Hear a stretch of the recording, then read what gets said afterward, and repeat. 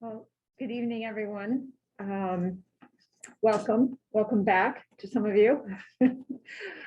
I'm Megan Copeland, the chair of the Planning Commission, and I am happy to be here tonight with all of you. And we have obviously some public comment regarding the Glazer specific plan that will come up in a moment as a continuation of our community meeting from the last, from November 15th.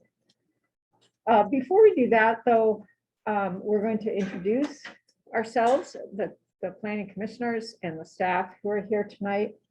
And then we will have a moment for any public comment that is not related to the specific plan or other items on the agenda.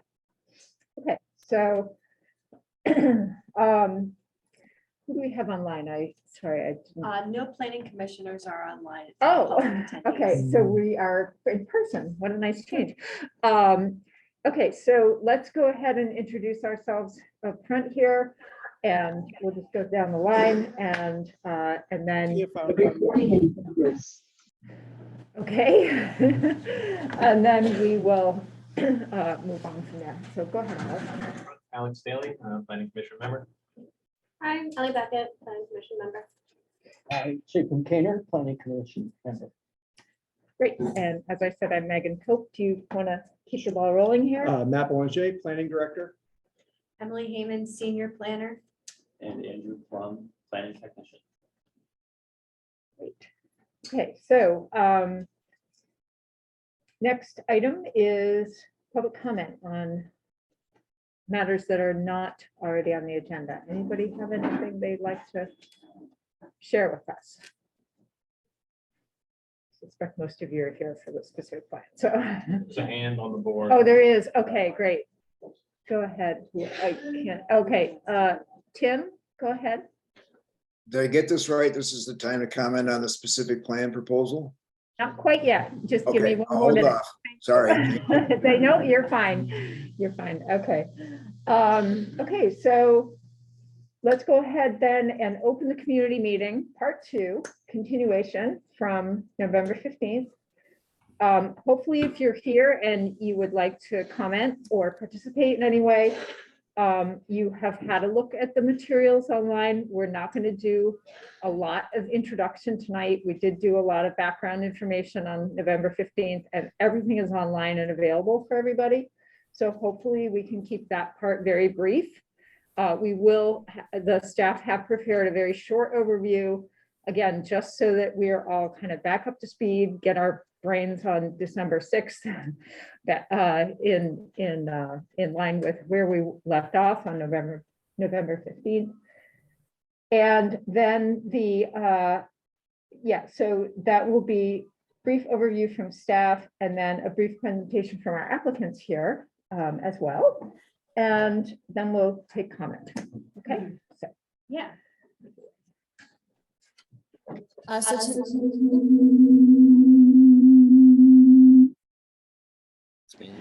We do know you like feedback, Emily.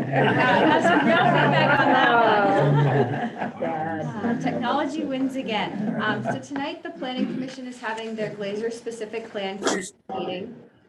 And for folks who are attending on Zoom, please keep yourself on mute unless it's your turn to speak. The purpose of specific plan is an amendment to the town's comprehensive plan and bylaws that have been developed by the landowners working with the Planning Commission and the public. This has been effective in our bylaws since 2009, and it's similar to PUD, Plan Deed Development, permit review in other communities. It's a detailed guideline for how a specific property will develop. It's not a sweeping change of zoning that affects multiple properties. It's a specific point in town. And it can change the town plan and bylaws as long as it complies with the overall goals of the town plan. A specific plan requires a substantial benefit, which is an action taken at the applicant's expense that implements the town plan. Mere compliance with the bylaws is not a substantial benefit. It's something going above and beyond. There are 5 options in the bylaw for a substantial benefit. Open space is one of them, and that's what the applicant is proposing.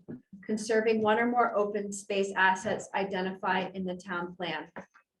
In general, what the town plan says is, there's a goal for residential growth in the zoning district. There's also a goal in town to preserve working landscapes. The decisions for the planning commission to make after the community meeting is held is to move forward with a committee or without a committee. Staff is recommending if they go forward to use a committee. And the other option is to decide no, that a substantial community benefit is not likely to result.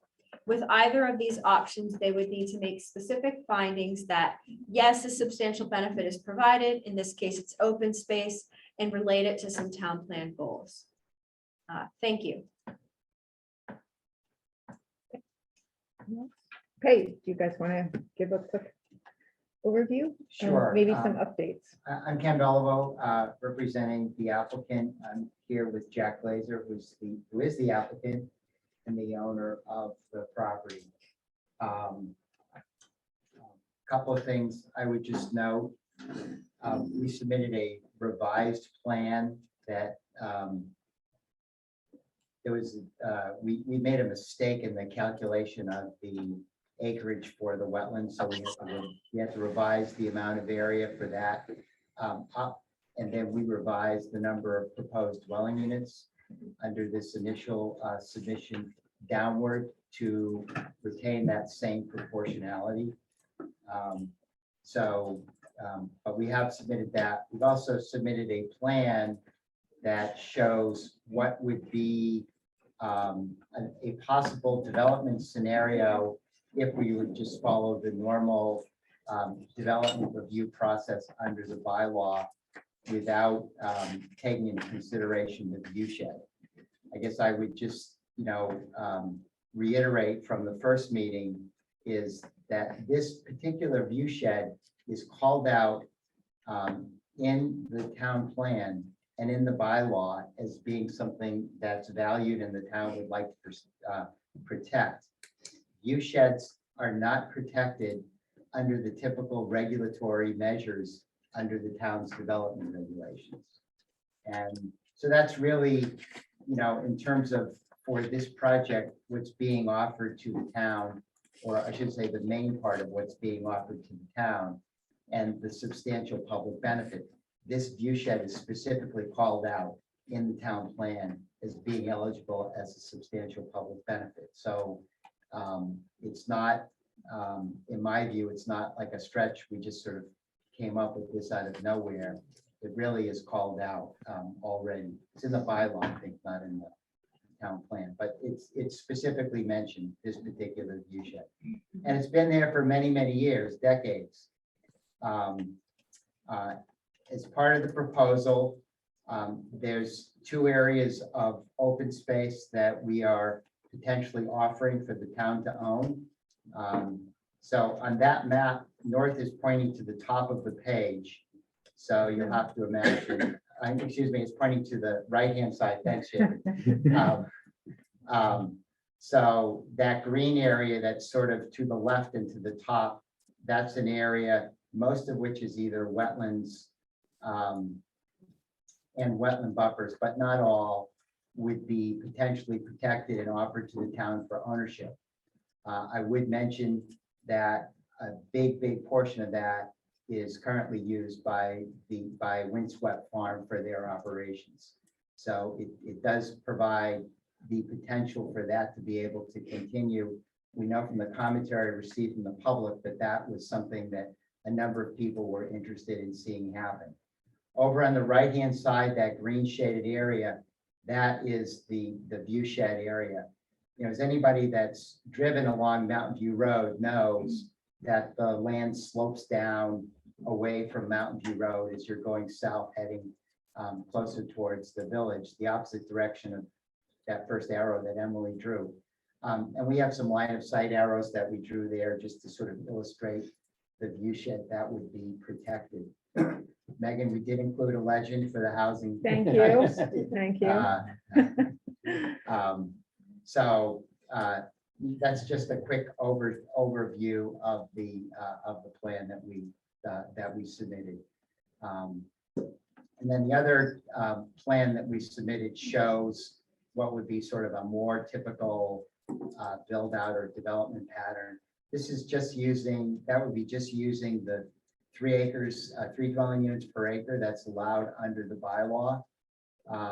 Not utilizing the potential density bonus for affordable housing, which would up to 5 dwelling units per acre. But you would likely see a development pattern that would look something like this. There might be some changes that, that might be included in it as part of the typical development review process. But it would be something that would be more akin to that. The dwelling units would be distributed over a greater portion of the property, and the view shed would not be protected. So we throw that out just for a way of illustrating what's different about what we propose versus what the town would likely see under a more conventional development proposal. That's just by way of summary and the additional information we provided. We also provided some commentary response, some of the issues that have been raised in the first meeting. I won't go through them. Jack, is there something that you would like to add from your perspective as a property owner? Well, I do want to thank everyone, first of all, for their attendance and their input, whichever direction this project does take. First and foremost, my wife and I, who have owned the property for the last 20 years, feel that we want to take a shot at working with the town and the people of the town to put together a proposal that actually will be a win-win for the town and for us as the current landowners. I think in deference to the Mosses who have been farming the land, we've been working with them to identify which fields to keep open for their business. So we've done that, and I believe we've accomplished that goal that we had from early on. And I think the other thing that I wish to at least communicate is, people ask me, well, what happens if the plan doesn't go through? And my response is, well, we're just going to put the land on the market, and it will be sold and done with whatever the next owner chooses to do. So we're really trying to make a best foot forward and try to do something that we think, my wife and I think is right and good for the town. And if it doesn't work out, so be it. But at least we tried. So with that, I thank you. Great. Thank you very much. Okay, so we are now happy to take public comment. Just a couple of notes. If you have spoken at a previous meeting or have sent us a letter, if you could just, we're happy to hear your comments again, but we are recording everything, and we're pretty on top of those survey answers, letters that have been submitted, and then obviously public commentary. So you're welcome to speak again, but I would just ask that you please let others who maybe haven't participated yet to have a chance first. And I also want to let you know, we have a hard stop at 8. I don't think we will necessarily go all the way to 8 anyway, but we have a presentation from the Regional Planning Commission at 8. So we need to just stay mindful of the time, and I'll just let you know that now. Okay, so. And for folks who speak loudly towards the owl so attendees online can hear. If you're sitting in the back, feel free to stand up and project. Thank you. And one last thing, people on Zoom, please use your digital hand, raise your digital hand, because it pops you up to the top of the list and it's easier to see you. So thank you. Okay, so let's start with one in the room. Yes, go ahead. Say your name, please, too. My name is Michael Moss. This is my wife, Tina. We're the owners and operators of Windswept Farm. And I had a few comments that I'd like to make. Unfortunately, the fate of this parcel was actually decided with the adoption of the town plan in years past. In the 50 years I have farmed here in Williston, I've seen enormous changes. No one here, and I'm sure that includes Jake as well, wants to see this beautiful place developed. But since it lies within the sewer and water district, it was unfortunately only a matter of time. By approving the Glazer proposal, the people of Williston will be able to reduce the impact that uncontrolled development might have on that piece of land, something that cannot be guaranteed if a major developer buys it. We are looking at actually controlled growth in this instance. So if a major developer were to buy it, he could put in 200 plus houses. Mr. Glazer is suggesting somewhere around 100 houses, which I think is a step in the right direction to control growth. The view along Mountain View Road, which the town has suggested and which Ken just mentioned, will be protected. Windswept Farm will be able to continue to exist. And in addition, I'd like to take a brief aside. And so why should a farm be preserved?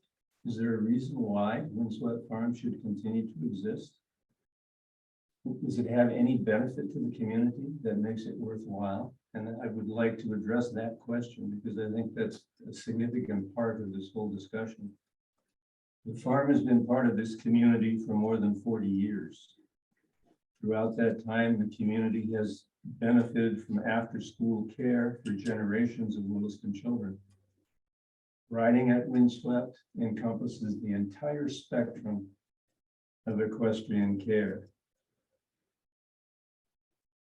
The young riders are involved in all aspects of horse care and developing at a very early age self-confidence that's generated by dealing with an animal that's many times their size. Actually, I want to quickly quote Winston Churchill, who said, "The best thing for the inside of a person is the outside of the horse." The children involved learn responsibility. Horse care has to be done daily, thoroughly, and timely. The farm also contributes to the local economy through feed and supplies, over $41,000 annually, and to local professionals such as farriers and vets.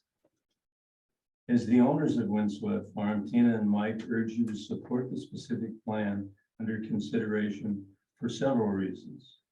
The continuing operation of the farm will be ensured if the specific plan is adopted and the town agrees to lease the pastures and the land to Windswept for the duration of time that there are livestock on the farm. Without the pasture land surrounding the farm, we must go out of business. We could not survive.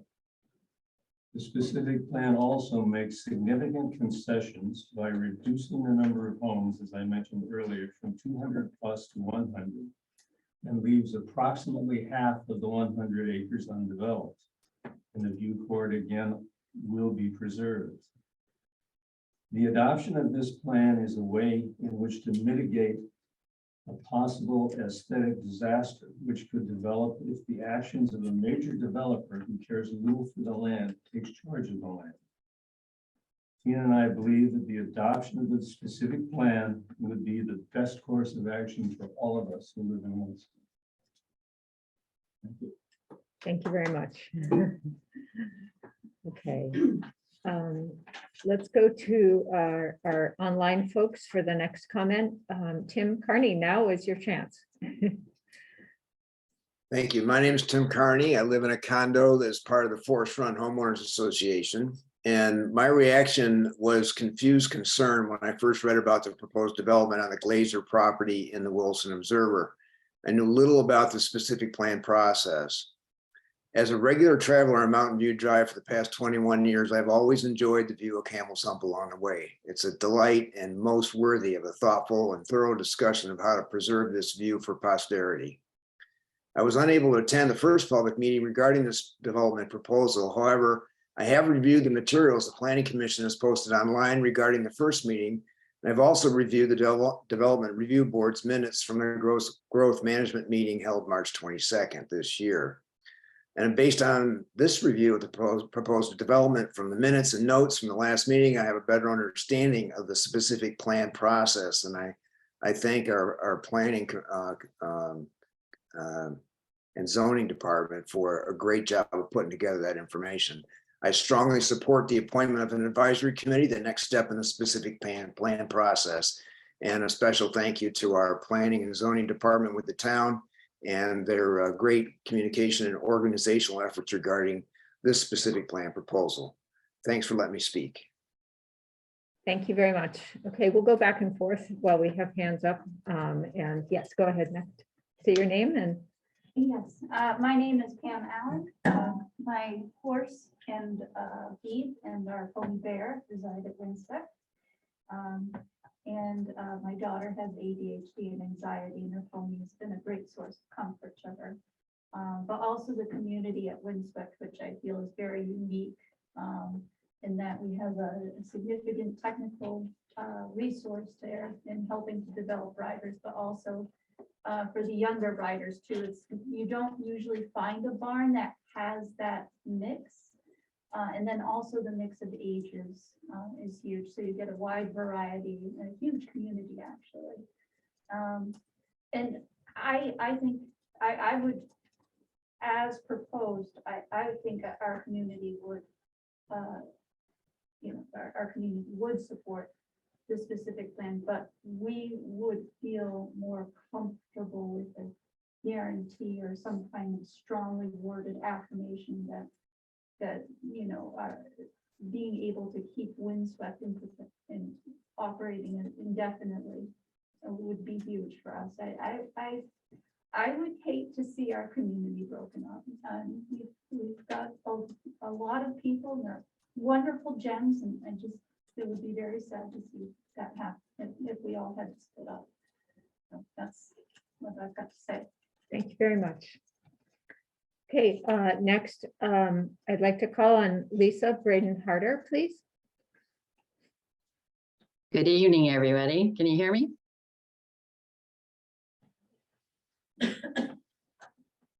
Yes. Can you hear? You can hear me. Okay, thanks. I recommend that the DRB require the Glazer property to use the standard town approach for development, or at least have a committee. The current request brings up a number of concerns for me beyond what everyone mentioned at the last meeting. Firstly, I think the argument for a substantial benefit to the community doesn't reflect the realities of life in Vermont circa 2020, where we face a severe housing shortage and a deeper understanding of about housing enforces exclusion of some folks. It doesn't reflect that business leaders cannot staff their growth because of housing. It doesn't reflect our new town values and hopes to build a more inclusive town. In the introductory remarks at the last meeting, there was no mention or no information about the types of homes proposed. So clearly the unsaid part of what was proposed is that these houses will be at market rate and they'll be only single family housing. Building only single family housing is exclusionary and only welcomes traditional families to our town. It excludes the high percentage of people who live in single person households in 2022 in New America. This excludes couples with kids who have moved on and who would like to downsize and take less space. It excludes our retail workers, our teachers, and our town employees. This excludes young couples looking for starter homes. So I propose that any new housing stock added to Williston should reflect the fact that our community is much, much more than 4 people, families with high incomes. My second concern is that I now understand that our town's growth management is the bottleneck for any development. And this proposal includes a very, very big ask that they skip the line, or more appropriately, they make up a completely new line for themselves around the growth management restrictions. If they succeed, it signals to all developers to use this back door that we've left open. It is poor governance and anti-democratic to create a system that advantages insiders. If our growth management rules don't reflect what we want for our town, then we should change them. If it does reflect our communal wishes, then we should live by those rules and it should apply to all. So lastly, I would like to thank the DRB for their careful consideration on these tough issues. They volunteer their time to understand the long-term implications of land development and the endless rules at the state level, environmental laws, and on and on. I know that you are listening, and when you decide, I will respect your decision as carefully considered. And I thank you for your hard work on this issue. Thank you. Thank you very much, Lisa. And just to clarify, we're the planning commission, not the DRB. Sorry. That's okay, that's okay. Don't want to, Yeah. Yes, okay, so we'll have a comment in the room now. Yes, go ahead, please, sir. Thank you. My name is John Kalaki, and I come from two perspectives tonight. First is I've served the last 4 years in the House of Representatives on the Housing Committee in House General Housing Military Affairs. And we've dealt with a lot of these issues. And I come here tonight from that perspective in support of this proposal and as the Planning Commission to move it forward to its next step. I think it really offers what the town is talking about, open assets, space assets, which is important, as well as preserving the working landscape, which is pretty key here in Vermont for us to have that balance. I think it's a very fair plan. I also, for the last 12 years, have stabled a Shetland pony named Raindrop at the Windswept Farm. And I have seen nonverbal kids get on horses and fill with delight. Every Sunday, I meet a 93-year-old woman who goes there every week to ride a horse. She's been going there for over 30 years. So we have a really interesting community. I see kids who are sullen and anxiety-ridden come into the barn, and 3 years later, they're the team leaders. And they found their own way. And what I appreciate is that the Mosses have everyone be successful. I'm 7 years old. I'm paraplegic. I walk with a cane. I have a lot of complications in a horse farm. But the Mosses make sure I'm successful too. So I'm as important as a 93-year-old as the 6-year-old at Pony Camp, who for the first time is sitting on the horse. And I think that's an important part for the Williston values as well, is to have this place where everybody excels. And that's key. And I think that's a real asset that we are at risk. But I think this plan honors the open space, it honors the working landscape, and it honors the Mosses Farm for what is given to Williston and continues to contribute. So I really urge you to move this forward. I think it's a fair plan. Okay, thank you very much. I did just want, I forgot, I'm sorry, if you wanted to respond to Lisa's comments about the housing types, I think it would benefit everyone to hear regarding her comments specifically about the, in the face of the housing shortage, and also the, price points and type of housing and the mix that you are proposing. Well, what I would say is that I think, as I look at the plan, I think there's one single family house that's proposed as part of the housing mix, and all the rest are duplexes. So it's certainly not, it's not all or predominantly single family houses. In fact, it's just one single unit. That's a single family house. The rest are duplexes. As it's been conceived so far, they would be at market rate, but they would be a similar housing type that you find in a lot of what I would say sort of more recent developments in Williston outside of the growth center. There are some developments in the growth center that have some similar housing types, but it would be similar to a lot of things that you perhaps would have seen over the last, I don't know, 10 to 15 years in parts of Williston. So that is what is being proposed. Okay, thanks for that clarity. Okay. Can I just also Yeah, say, absolutely. Go in ahead. terms of meeting the housing shortage, I mean, I think this is one, when my wife and I were considering what we should do with the land, recognition that the housing shortage is acute in Vermont. I mean, we don't want to have the unintended consequence of not building anything and then having this cause sprawl in other areas of the town or other areas in the Chittenden County district where we're going to force people outside of what's already been designated as a growth area. So we feel that we want to preserve the land, and we're trying to strike a balance of preserving the land and yet trying to be responsible and build the houses in the location that we think is actually the town has already planned for houses to be built. It's a fine balance, and we're hoping that we struck that. Okay, thank you for that. Okay, do we have other questions online from, okay, Chris Belanger? You'd like to go?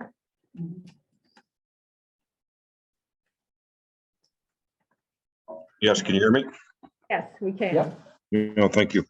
I'd like to thank you for reviewing the details of the specific plan again this evening. And I'd like to say that those who came before us, who authored the rules and regulations that we are now working with, restricted growth in Williston because they felt that there was a benefit to doing so. And obviously they were sharp enough to offer some avenues to get out of the restrictions that we are all working with at this point. But of course, as we all have heard, there has to be some kind of a benefit to the town. Now, any perceived benefit to the town has to outweigh the benefit of restricting growth to start with. That's got to be one of the most fundamental things that we need to consider. Last meeting, we heard about traffic concerns at Route 2A and Old Stage Road. And, you know, to make a long story short, basically that's going to be a negative impact for those of us who live and travel down Old Stage Road on a daily basis. Don't know how many of you actually live on Old Stage Road, but currently traffic on Old Stage Road is quite a mess. And this plan, this hurried development is just going to make it worse. This is not going to allow town officials to actually try to improve the traffic situation that we have on Old Stage Road. Take, for instance, the flashing beacon lights where the multi-use path intersects Old Stage Road, the flashing beacons for pedestrians. I have seen on 2 occasions cars stop to let pedestrians go by, only to be passed by the car behind them. And I've seen it twice. I live on Wildflower Circle, and once this summer, we were crossing Wildflower Circle with our dog, and one of our neighbors waited on Old Stage Road while we crossed. There was 3 cars and a truck behind this one car. The truck, number 4th in line, decided he couldn't wait, and he pulled out and he just, zoomed right up the road. Another example of traffic problems that we have on Old Stage Road. Now, I'm not going to say that people who are going to inhabit this development are going to be as impatient as some of the people I've described, but I don't think any of the people I've described actually live on Old Stage Road or any of the developments along the sides, but they do pass it every day. And until we can figure out how to deal with that kind of issue, just adding more houses on Old Stage Road is going to be a negative. So on top of rushing the development, which is a negative, and a few negatives that I've just described, and the light pollution for the night skies, which is also another negative, which the town of Williston isn't really monitoring at this point. When you add up all the negatives, this open space, I don't see it. I don't see that there's a substantial benefit to the town. And, I say that we stop it right here and now. And the other thing to keep in mind is the Planning Commission is under a microscope at this point. Every other developer who wants to develop property in Williston is hanging on the edge of their seats, wondering how this is all going to turn out. And they, if it turns out positive for the grazers, then, you're going to have to decide how you're going to say no to everyone else. And then we have to ask, why do we even have growth restriction in the first place? So, I think that's the biggest issue right here. These end arounds that we have to be used very sparingly. And I don't think that this particular development rises to that occasion. And thank you. Okay, thank you for your comments. I do just want to clarify a little bit that any plan moving forward would require a traffic study, and any kinds of improvements that would be necessitated from that study would be part of moving forward. So just to clarify on that. And then the other piece to clarify is that, the question on the table tonight is about this specific plan and substantial benefit. It's not about whether it should be developed or not. That is not what we're considering tonight. That it's already in the residential district. It has sewer and water capacity. And so, it's not our purview at this moment to, there's no decision about should it be developed or should it not. So comments along those lines, we value your perspective, but it's not contributing to the conversation that we need to have right now about substantial benefit. So I just want to clarify that. Okay. Ian So in the I'd back. like to respond, please. Oh,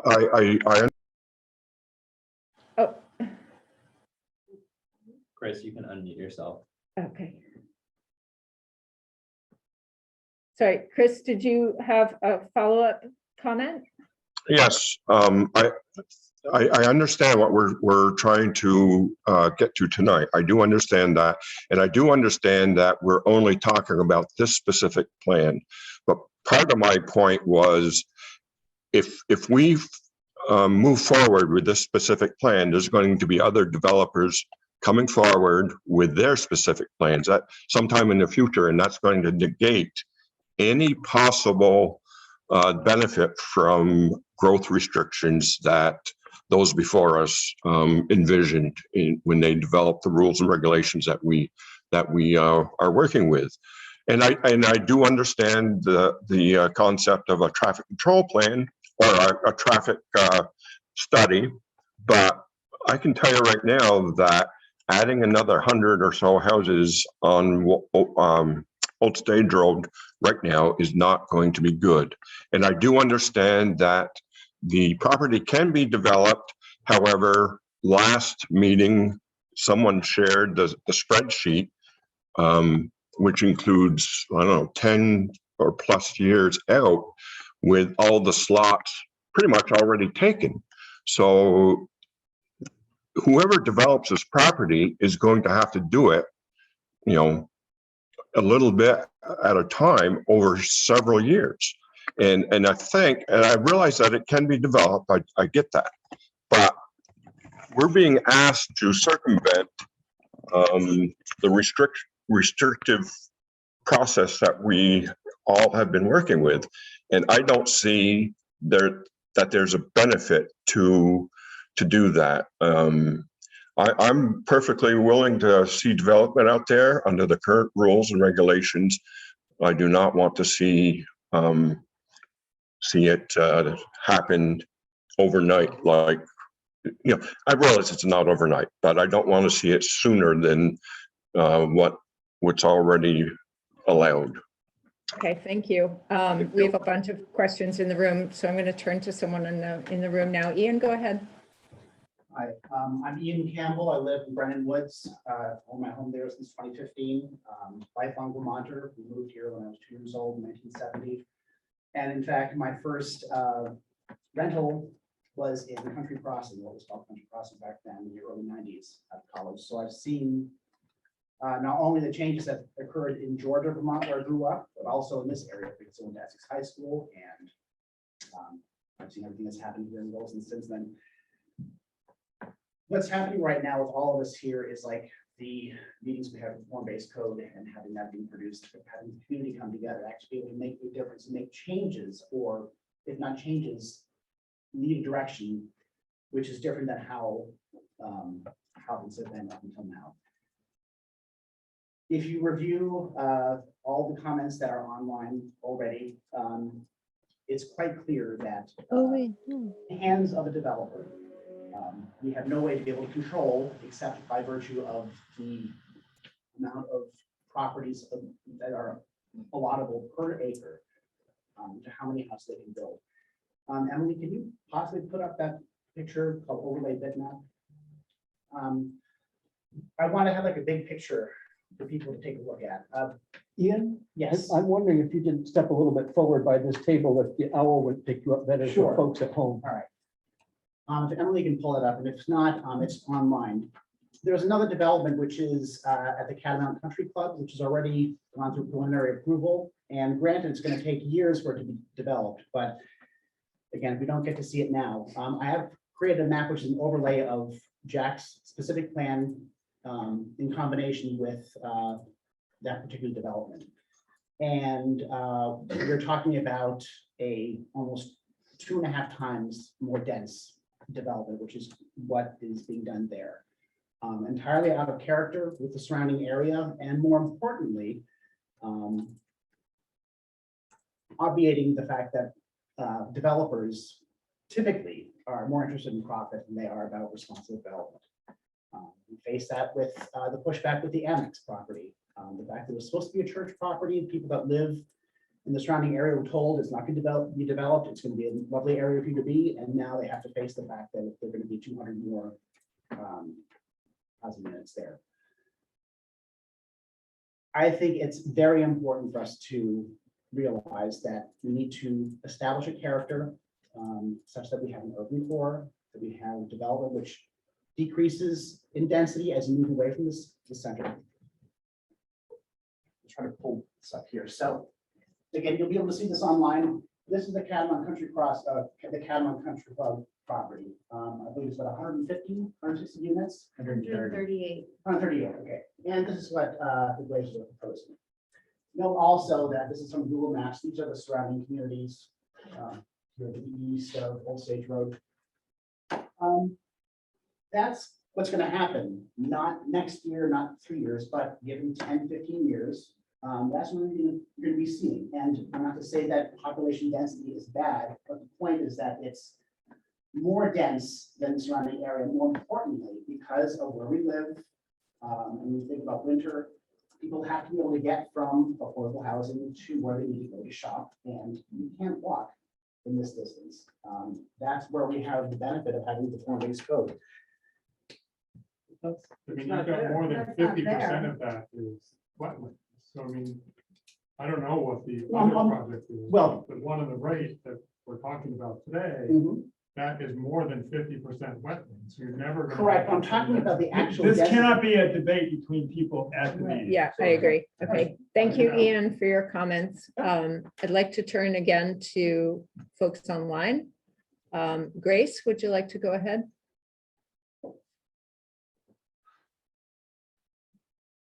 Hi, everyone. I'd just like to briefly express my support for this specific plan. I think we're dealing with a unique property here that merits a unique review. It's been very clearly stated that the view shed and the horse farm are very important to many people in this town. I myself have been riding at the horse farm since I was 7 years old. I am one of those people who have benefited from that amazing community there. I've lived in Williston since I was 3.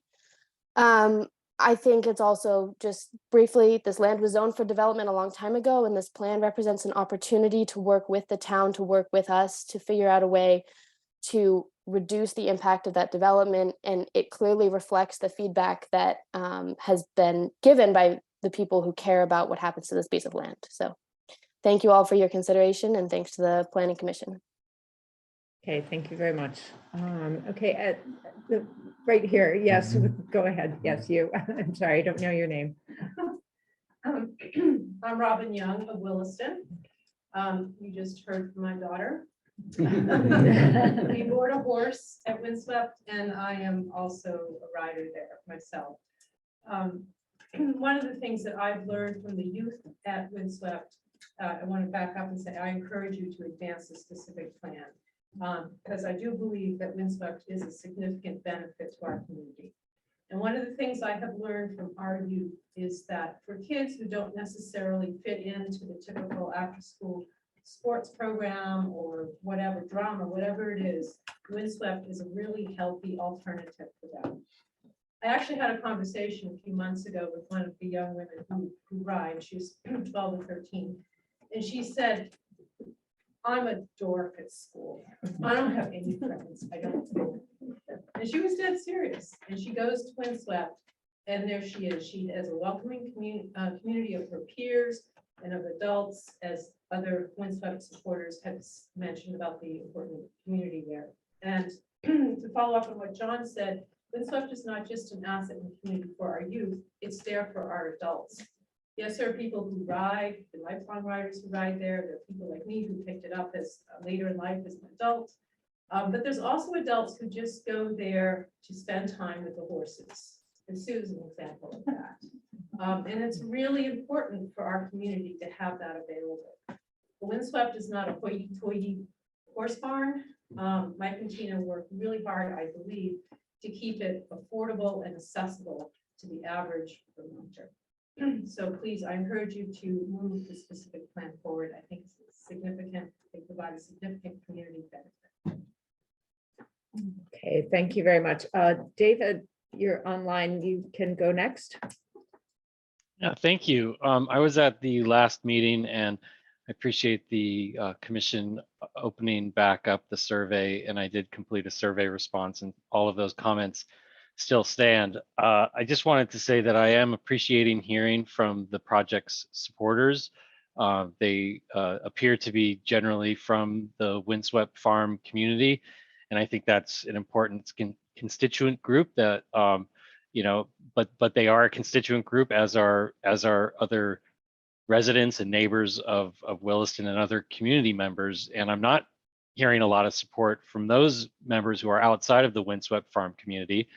And that's no disrespect to any of those, but I think it's important to sort of take note of that, is that if you're not at Windswept Farm, I'm not hearing a lot of support for this. Hello, my name is Manu. Oh, sorry. I'll just continue my comments, but by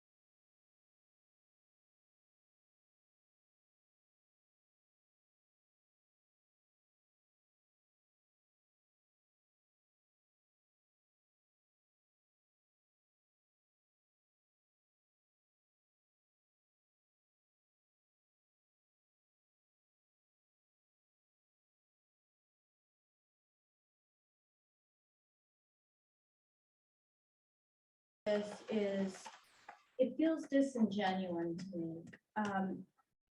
If the plan is put forth, I was at the last meeting. The last meeting, it was a different vibe, kind of generally. But at that time, let me pull my thoughts together. Well, let me skip to this one. I hear that the horse farm is very important. I want the horse farm to stay there too. I don't hear that that actually is the reason that this is being put forth for a special town benefit though. The town benefit is the view. That's what I heard. That's in some bylaws or something that says that can be the reason that it skips. What I hear in this room is that people want the farm to stay. I agree with that, and I think if the person who owns this is genuine in their concern for the farm, they can actually lease that land, they can give that land to these farmers with the same amount of stuff that they're not going to be able to sell for development anyway, because it's already wetland and it can only be used as farmland, and then sell the rest of the property, and they have to get in line to build on it. That to me makes sense, but this feels like it's really holding the community hostage by saying, look, we're going to build less, but you get to keep the farm. That doesn't make sense to me. That's not what these rules are there for. You know, the view shed is not really the issue. The farm is the issue. If you really want to keep the farm, there is a way to do that and sell the property. And then people get in line the same way everybody else will get in line. Okay, thank you. Do we have David back yet? Yes, okay. Thank you. I'll pick up where I left off, and it is completely in agreement with the last speaker in the room. I was just going to say and conclude by saying I do not see how the maintenance of a farm is a substantial benefit to the entire community. There can be various covenants put in place to have the property developed as we see here tonight. I don't understand from this proposal why the substantial benefit needs to be instilled tonight or next year in order to bypass the growth management committee process in order to make this project happen in a way. I share this sentiment of the last speaker that this proposal feels like it's putting the community under hostage situation where, well, if you don't give us this now, then we're just going to sell it to the highest bidder and they're going to develop it at twice the rate. And I don't think that's really fair. Like if that's what the owner really wants to do and have it developed in a responsible way, then develop it in a responsible way according to the rules of the community, and don't hold us under hostage under these terms. Thank you. Okay, thank you. Jude, go ahead.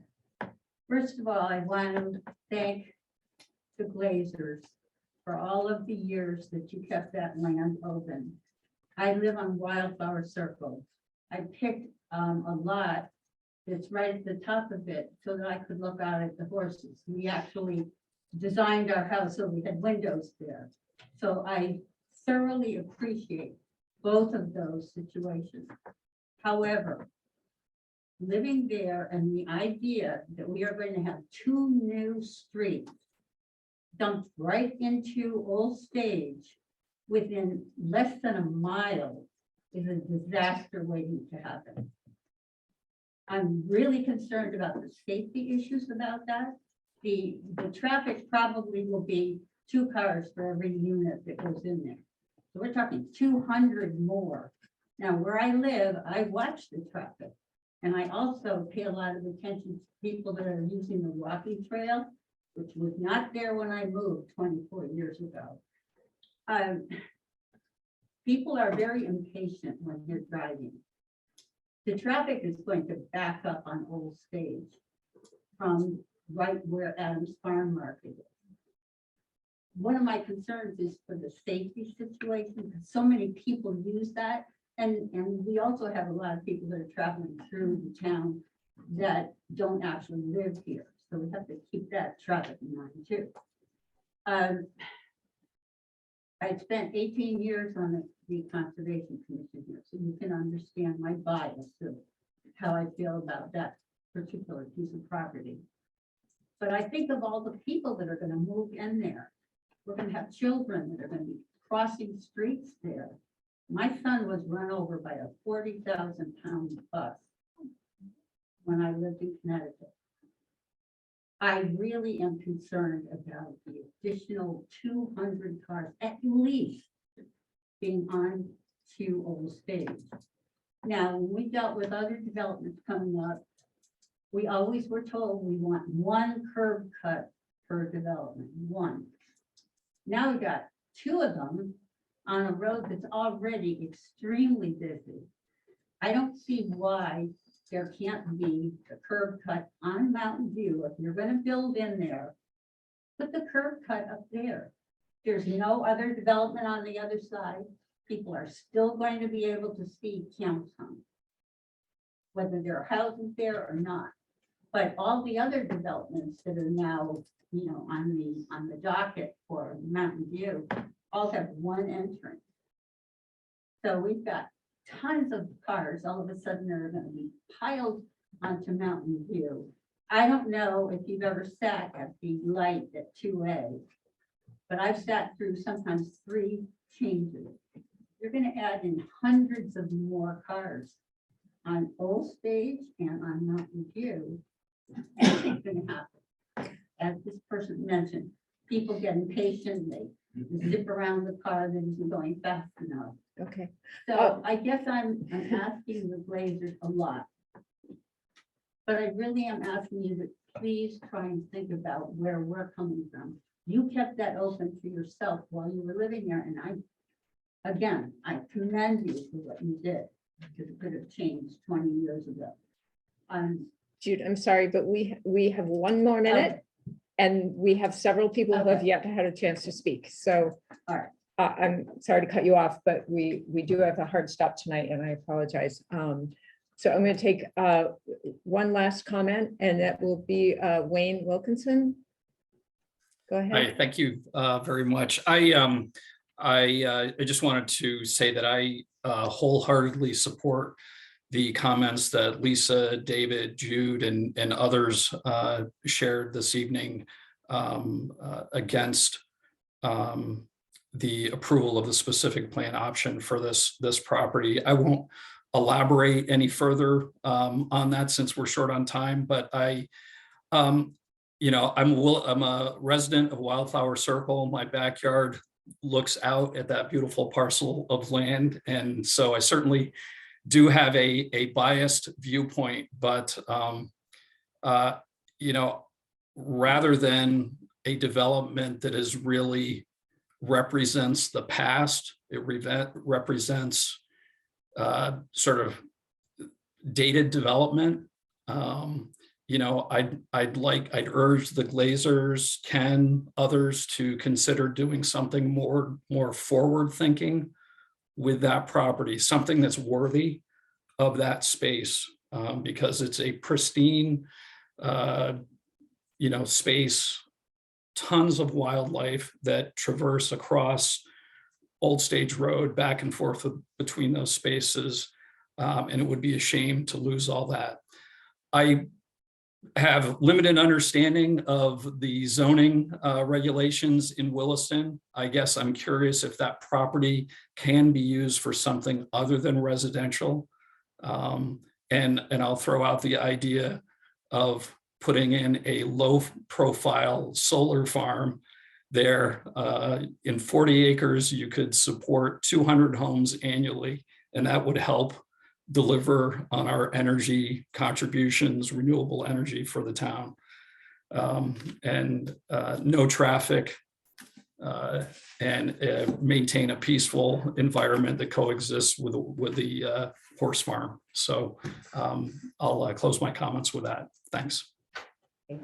Thank Megan, you. I- Emily, go I ahead. think it'd be okay if we wanted to go 5 minutes in. There's a woman who's had her hand raised since Okay. early, and Terry Okay. online. That's And then fine. we I have- want to I think check there's- in with you. Yeah, and- 3, 1 in the yeah. room and then 1 on Zoom, and I think we'd be Okay. Could we okay. just limit people to 1 minute? Yes, if we can have very Can we brief have another comments at this meeting? point, Because that would be. obviously, I think there's still more people that want to say things. And I think it was short-sighted to have something, a presentation, when you kind of knew that this was a hot topic. It would be nice to have another meeting. I mean, there's no rush, right? I mean, it's not like this is development's gonna start next month or something. I mean, I think there's still enough comments to warrant another meeting. I'll defer to the staff on the I'd recommendation. like to discuss that, but in the context, again, reminding everybody in the room of what the decision is before the planning commission tonight. Or the next decision that's before the planning commission, whether it's tonight or on a subsequent night. which is whether the commission believes that a substantial public benefit as defined in Chapter 9 of the Williston Unified Development Bylaw could result from the approval of a specific plan on this property as presented by the applicant. And then if they make that decision in the affirmative, to decide how to process such an application. So I just want to remind everyone in the room, including the commission, as you work through this process, that there are steps to it. You're at really step -1 right now in a specific plan process, in that you've not chosen to move forward. You've not even decided whether it's worth moving forward and deciding to move forward on one. Should the planning commission move forward with a specific plan, there is a significant and relatively open-ended public process that ensues from that. And lastly, I would just like to say in support of the town's bylaws and the processes that it identifies, that there is no guarantee of an outcome in any of these processes. And the planning commission that sits before you right now in its current configuration has a record of denying the single specific plan application that was placed before it, based on an assessment of the public benefit that ultimately resulted from its review of that project. That was a very different project, but I sense from a lot of the comment in the room, a lot of concern that something's being put on a treadmill, or that there are some preconceived decision points here and or determinations at those decision points. And that's really not the way the bylaw is written, or the way the process is outlined in the bylaw. So again, there's a decision in front of the planning commission. That decision is, could a substantial benefit as defined by the bylaws result from the approval of a specific plan in this instance?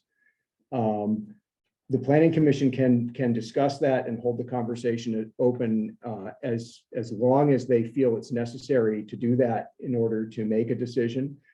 They're not under any particular deadline to do that. We do have time on the December 20th agenda to continue that discussion, both public comment and or planning commission discussion of the decision. So I'll close with that. Yes, you have time on December 20th to continue the discussion if you want to. You'll be meeting with the finance director about the capital budget right off the bat. And I've tried to leave space on the agenda otherwise for other things. So. All right. Said my piece. What's that? Yes, go ahead. I just wanted to say, for me, the comments are repetitive. And I don't know if that's any help, Donna, but I read all the comments that came into the online survey before, and because then we reopened it, I've read them again, all 15 pages or so. And I've heard everything said at all these meetings. And yes, people are worried about traffic. Yes, people want the Moss Farm to remain. Yes, yes, yes. No, people don't want this or that. I hear a lot of repetition. Ian's point is a little bit new about what a development, but that again, we're not evaluating any of that stuff. We're just evaluating, does the benefit of having the 11 acres of view shed warrant bypassing growth benefit? That's where I'm at. And there are other solutions to the Moss Farm and so forth and so on. To me, I'm just trying to evaluate the view shed versus jumping, having an additional 93 homes in the next 5 years instead of having them over the next 15 years. That's where I'm at. May I? Yes, go ahead, Alex. Can I just clarify one point there? We're not deciding whether it is today. We're deciding whether it might be. And Exactly. We're hearing more comments. So one thing I'll add to what Matt said was perfect. Is I'm the person who made the motion to dismiss the last specific plan after sitting on the committee for it. This process, if we vote tonight, just so everybody is clear, to especially on number 2, yes, with the committee option, is we're voting to hear more from you.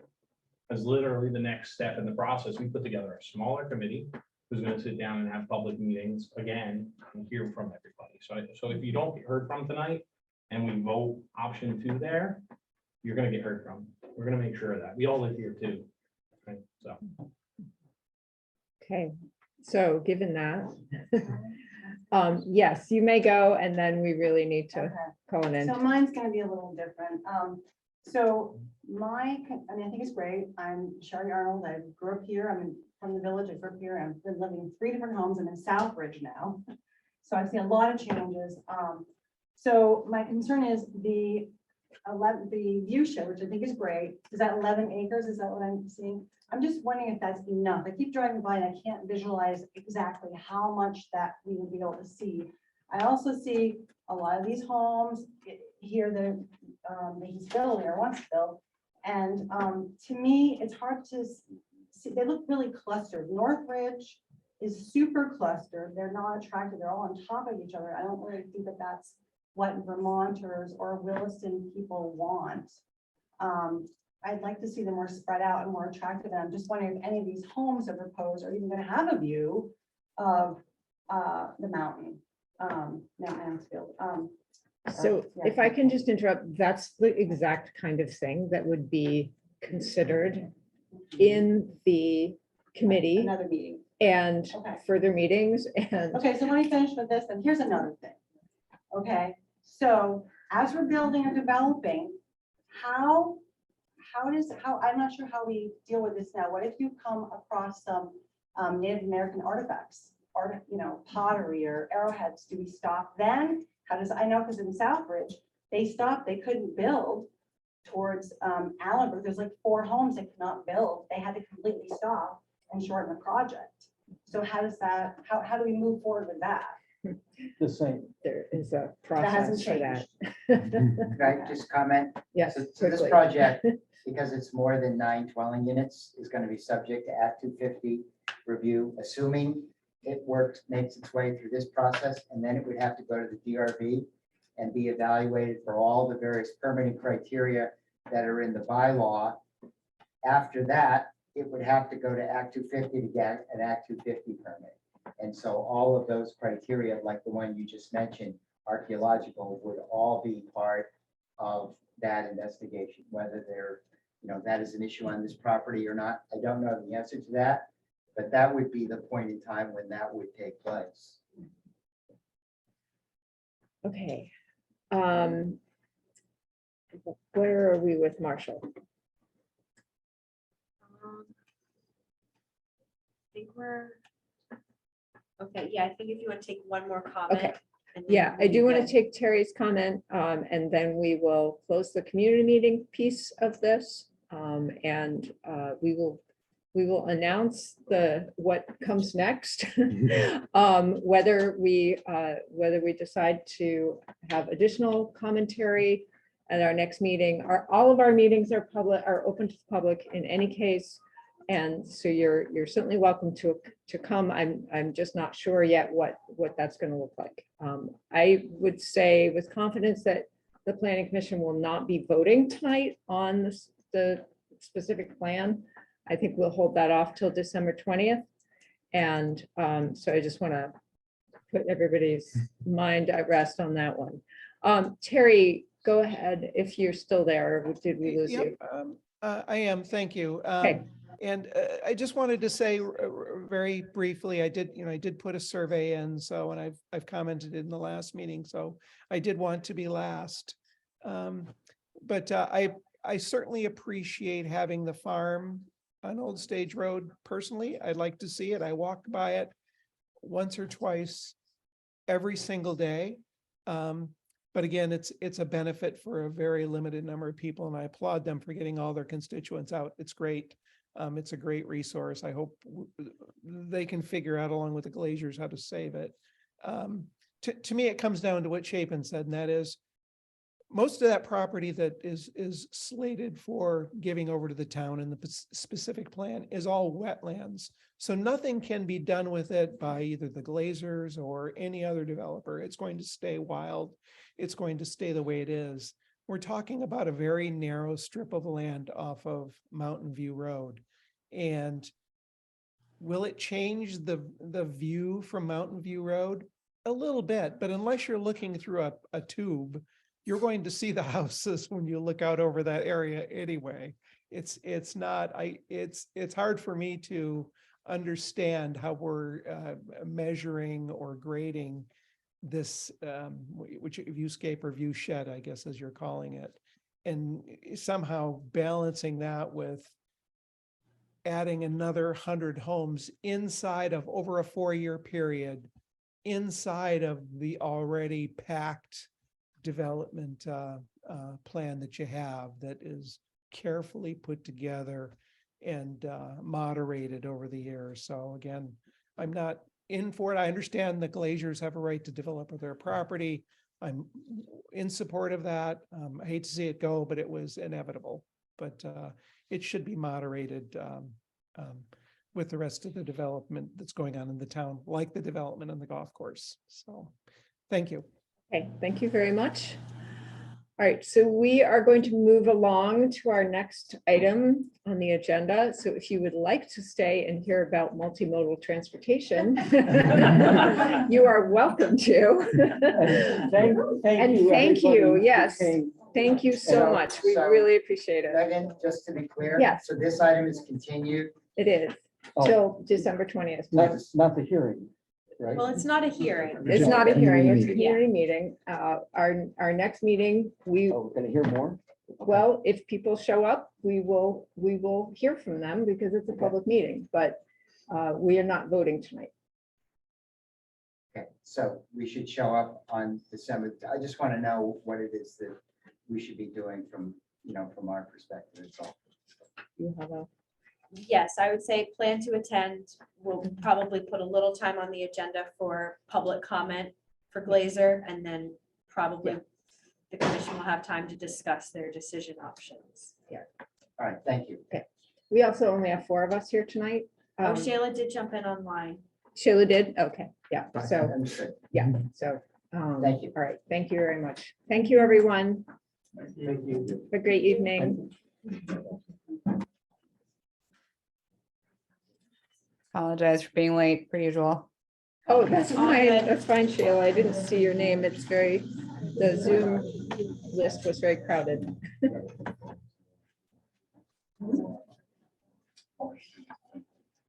If I can ask everyone to hold any additional conversations out in the hallway, that would be awesome. Megan, Yeah. Are you sure you don't want to entertain a motion on this? Like, I'm ready. Well, no, because there, there is more, and we only have 4 of us tonight. I really feel, oh, all right, let's show. All right, we do have 5. I really feel like Kate should be here. She was saying that it's the last of the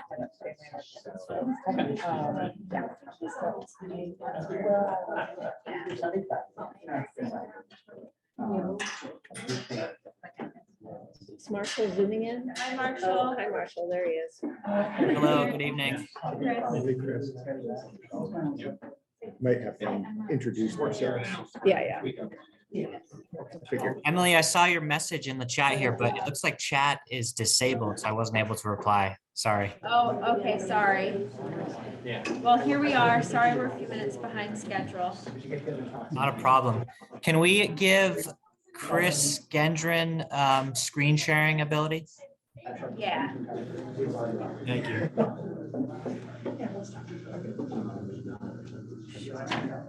Oh, wait, no, I don't think I can anymore. Chris, you should be all set. So in the room from the Planning Commission, we have Alex, Ellie, Chapin, and Megan, and then online Zoom, Shayla is on the Planning Commission as well. Can you guys see my screen? Yes. Yes, give us 1 more minute, Chris. This is a PowerPoint or a bunch of open windows? Oh, we saw the PowerPoint. All right, good. Chapin stepped out of the room. He'll be back in just a moment. If you can hold on. I was just looking at what part. Okay.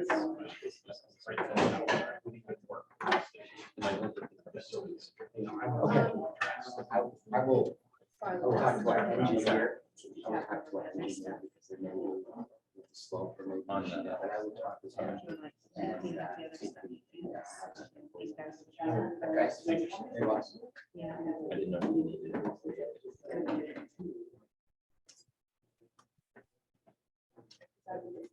We could get going because Chapin is pretty Yeah. familiar with some of this stuff. Here. Yeah, okay. Cool, cool. I just wanted the conversation Oh, we to be also over have, here. we also have Amy Brewer in the room. She's our representative to GMT. Everybody laughed. And- Oh, yeah. And you thought You you'd can move miss up this. closer to the front if you want. Yeah, please come on up and join us. I used to sit in that spot in the classroom all the time. I can get it started whenever everyone's ready, but just give me the heads up. I don't know if everyone's settled down or left the room yet, but give me the heads up and I'll get started. I think we're in good shape, so go ahead. Awesome. Thank you so much. And thank you for everybody sticking around and taking the time tonight to give us some input on this important project to the town. So just to give you guys a quick overview, the goal of this presentation is to introduce the town's proposed concept for a multimodal transportation hub.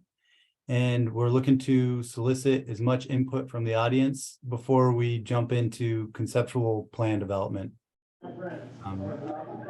So what we have here, the team that we've been working with today, or to date, includes myself. My name is Christopher Gendron.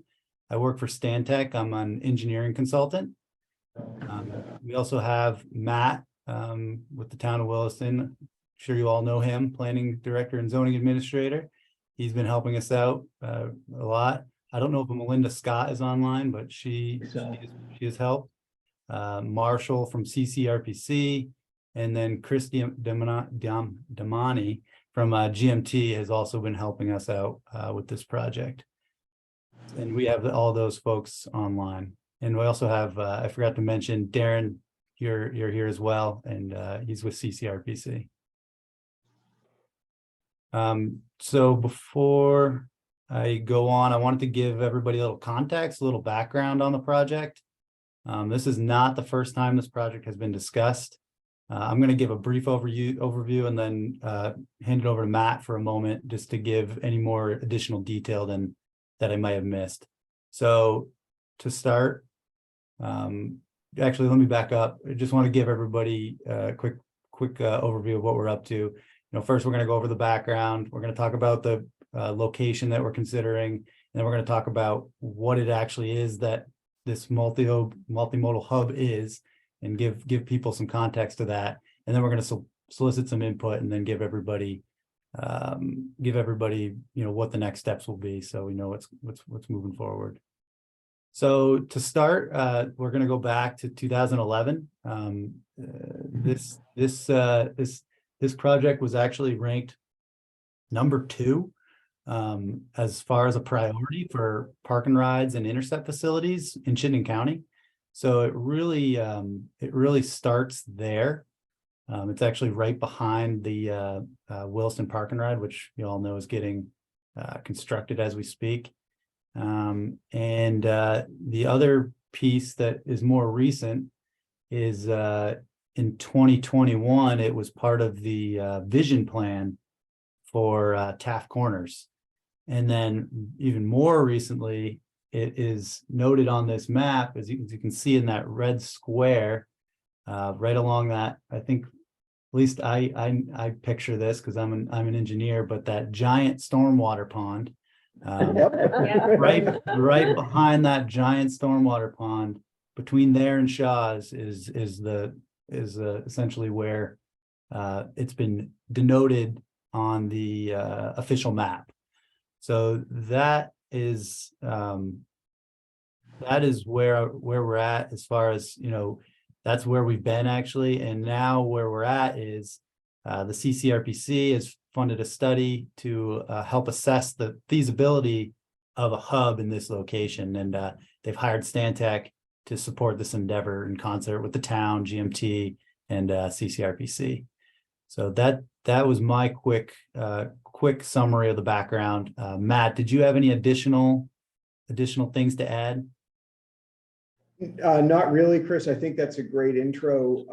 All of your sitting planning commission members were here for the vision plan and form-based code project. So probably most of you remember this coming up and further exploring this hub through this feasibility study was one of our, follow-on to-do tasks that we'd identified following the adoption of the code. So it's great that we're already here trying to check the boxes on that to-do list. Could I give one other piece of background? This is Chapin Kaner. And I was vice chair and chair of Green Mountain Transit during the time that we brought the downtown transit center in Burlington into operation, and also the one in Montpelier. And seeing the difficulty and cost of putting a transit center in an already developed hub area just pushed me so strongly to say, we've got to do this ahead of time in Williston and not as an afterthought. And secondarily, I'm now, by the way, the alternate, and Amy is our commissioner. But that history drives a lot of my support for this project. And I disagree with the way it was laid out in the Taft Corners maps, but that location is right. Thank you. I appreciate I'll that. also just make mention that, hi everyone, Marshall Distel, CCRPC. So we collaborated with the town back in, I think it was sometime in 2020 on some official map work and the notion of identifying some new opportunities for sustainable mobility within Taft's Corners through, sort of the creation of some multimodal transportation hubs. So that's another sort of segue that's brought us to where we are today with this study. Fantastic. So with that, with the kind of setting the table there and getting the groundwork laid, I wanted to get into a little more detail about, just so everyone can really see where this project location is. And you may be wondering, why is it such a funky shape?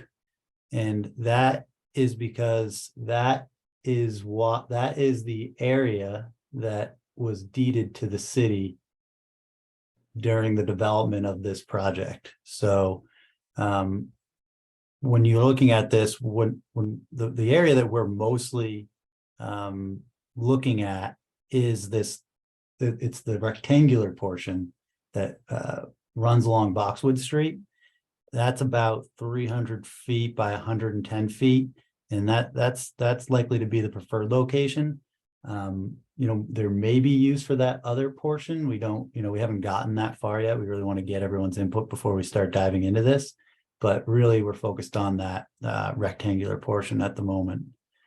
One thing I want to note, and Chris can correct me if I'm wrong, but I just want to, while I have this map up, and we can come back to it at any time, but just want to give a sense of like the current bus routes and talk a little bit about some of the future. Right now, there's a route that comes from Essex and comes to Walmart. And then there's also a route that I'm just going to say goes from Walmart, and you actually transfer Essex passengers and goes from Walmart to downtown Burlington and has stops along the way. So just to give a sense of like the existing pattern is down Route 2, down Marshall Ave, they loop around here. Oops, sorry.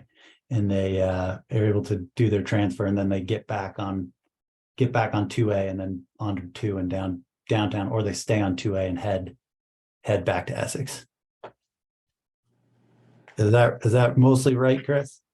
Mostly right. The number 10 that goes between Williston and Essex does go over by Maple Tree Place, sort of on the east side of Taft Corners development. Okay. Yeah, so over here and then around? Yep. Gotcha. So it takes this turn, heads down this way, and then this way. Okay. So that is just generally giving people a general location of where this is being considered. And the number one route that comes from Burlington is the highest traveled route in the state. Wow. Almost 500,000 rides last year. That sounds like a good bullet, like just star when I'm presenting for the concept for this. I like that.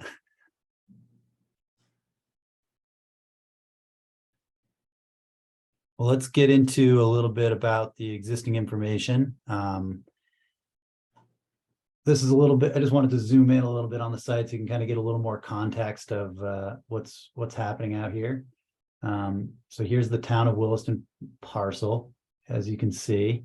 And just wanted to make a note of a couple things that are going on out there. So within that parcel, there is an existing parking lot, which we may be able to use to our advantage. There's also a storm drain that kind of runs diagonal through the site.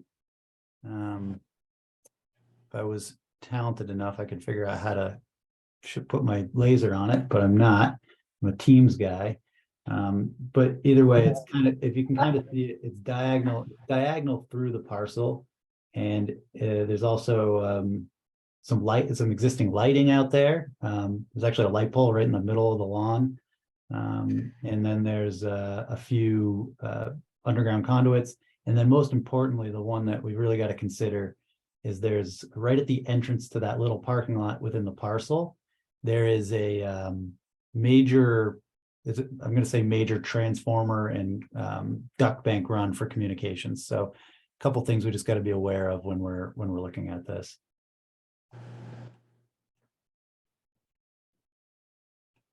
So at this juncture, I really wanted to just jump right in and talk about what is being considered and just give kind of an overview of what this multimodal hub can and could be. And what we've talked about with GMT, the town, and CCRPC is at the most basic level, it's a transit facility, a traditional transit facility where buses can pick up and drop off passengers. But more than that, it is going to include, with the goal being that it's multimodal, is that we want users to bike to this location, we want people to walk to this location, even potential for micro transit to this location. So a couple, at the most basic sense, we're looking for bike racks, bike lockers, a bus shelter. And that's really the basis, the basics of what we're looking for. So, a bus turnout to allow for pickup and drop off to help with the bus shelter.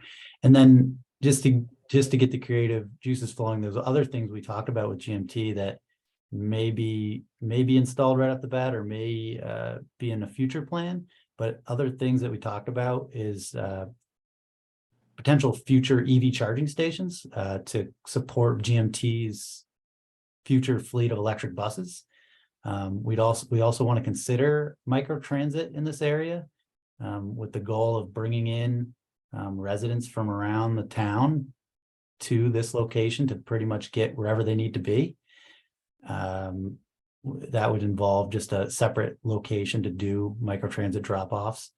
And then further down the line, we're also considering a potential facility for GMT staff. Some of the drivers might need to take a break and potentially use that for whatever they need, coffee, bathroom break, what have you.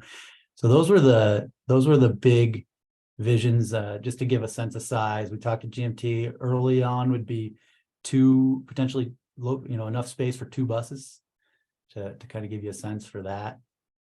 And that is really the crux of what we're envisioning this property being. So, with that, I would first just ask our team, did I miss anything? And then after that, I would like to start getting input from the rest of the public and the planning commission. I think that was a good summary, Chris, of all the ideas we've talked about. So, Chris, this is Megan. Shayla had a question in the chat. I'm not sure if you could see it.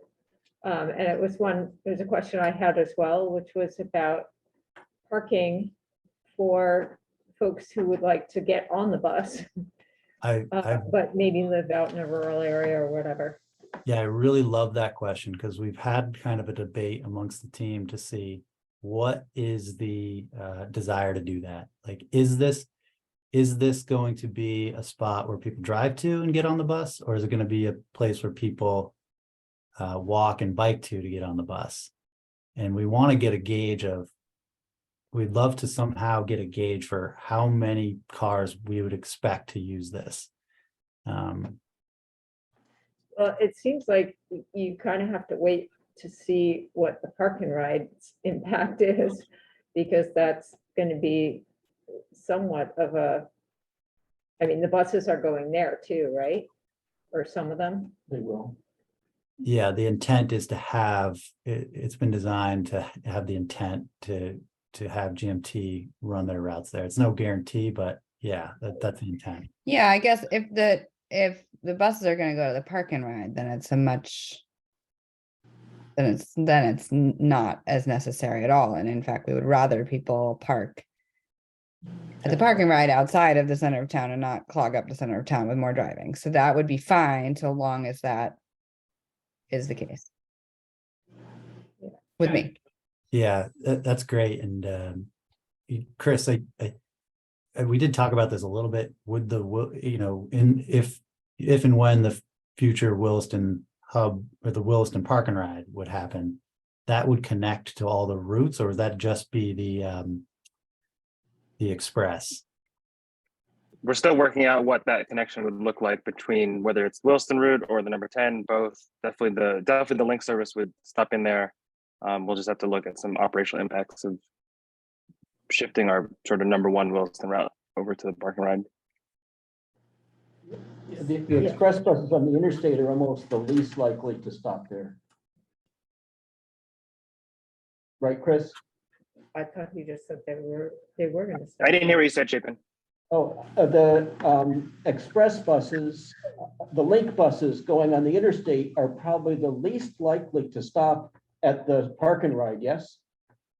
At the park and ride, potentially we'd at least have one trip, just with the Richmond Park and Ride capacity issues in the past. We'd look to at least have the Montpelier link stop there a few times in the morning and afternoon. Okay, so some trips. So some of them, okay. Whereas the number 1 and number 10 are more likely to go there on each trip, yes? Potentially, we're still looking at doing that analysis. Okay. And Alex, you had a question? Yeah, I don't have the benefit of the history and planning and transportation, everybody else, but I look at this like a business. We practice what I call, outcomes-based management. And what I don't understand here is what is the exact outcome this is trying to accomplish? Like, I get the outcome of a park and ride, totally makes sense. But like, to the question of parking or whatever, what exactly are we trying to accomplish here? My quick sense is that this is for people who live right close to Tech Corners and could walk or ride a bike to catch a bus and then go wherever the bus might take them. Yeah. Or go right ahead. now, if you're a parent living in Essex Junction and you want to put your kid on the bus to go to the University Mall, you have to either have them change at the bus station downtown or go to the Walmart parking lot to change buses. And so this is a place to change buses. It's to take a local route or one of the 2 routes that we have and switch and get on the other route at a place that isn't a parking lot of the mall. So to me, it's a transit center. Everything you would think of as a transit center, and I would like it to include refreshment and a playground for kids. I'd like it to have community support services, so that it's a place that you wanted to go to and not that you just had to go to. I think if I could add one other thing, Alex, is that when we went back to the work of the mobility group and the original sort of origins of the official map and talking about this, we talked a lot about small, what we call mode shift facilities, places where you change from one mode of transportation to another. And how when there's one that's publicly built and maintained, you're not relying on a private business's bike rack to stick your bike there. It's something that's going to be there. There's a sense of permanence. We do okay getting our private development community to build like outdoor bike racks and indoor storage for employees, but we haven't really ever placed, for example, secure long-term storage for public use anywhere. So the idea, we can talk about this more, it's not just a place to catch the bus, but there might be a bike locker you can pop your bike into for the day, and you don't have to worry about pulling all the expensive lights and computers off of it, because it's just going to be, in a locker with your bags, that kind of thing. So it really becomes a very tangible sign of public support for someone who's making that decision to use a different mode of transportation than driving alone. And really would be another one of the very first of any kind of public facility that would be publicly owned and maintained in Taft Corners. So for all of those reasons, it's like, yeah, there's places you can catch the bus in Taft Corners right now. Once the exit 12 park and ride is there, there'll be a legitimate place you can park a car. Obviously, there's a lot of informal park and riding going on in Taft Corners. One of the elements of discussion tonight and going forward is there a little bit of public parking that could also be provided? Is that a good use of the land, or, how might that play into it? And then lastly, just that, well, we've got all this density, and this gives a place for people who live in the Taft Corners area to walk to, and maybe gives them some shelter to wait under and some other things that they might not have at the other bus stops along the route. So.